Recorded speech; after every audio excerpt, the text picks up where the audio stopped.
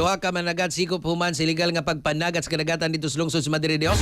1.5 milyon ka balor sa isda ug pambot na konfiskar. Live report. Daso niya katubagal mi. Good morning.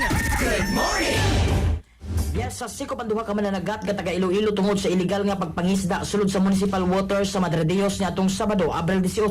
Sumala sa kapulisan ang mga suspitsado nga gila lamang nga kapitan sa sakayan o mekaniko.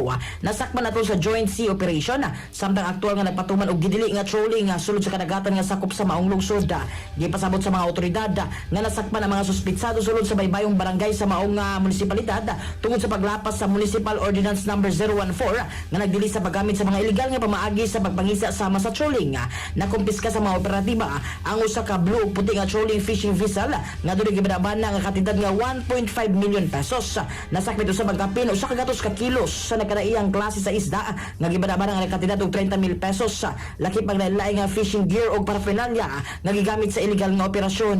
Sa kinatibukan milapas sa 1.53 million pesos ang gibinabana nga katidad sa mga nasakmit nga butang sumala sa kapulisan. Ang mga nadakpan gidala sa Madre Dios Municipal Police Station alang sa dokumentasyon o gustong disposisyon samtang ang sakayang gitugyan sa bantay dagat alang sa pag-amping sa usa ka gitudlo nga patalan sa lungsod. Mga katropa, alang sa pagpahimsog sa palawas inom sa phone plus gold alang sa nakahiusan Pilipino para sa Pilipinas kini inyong katropa Almimata XFM News. Live report.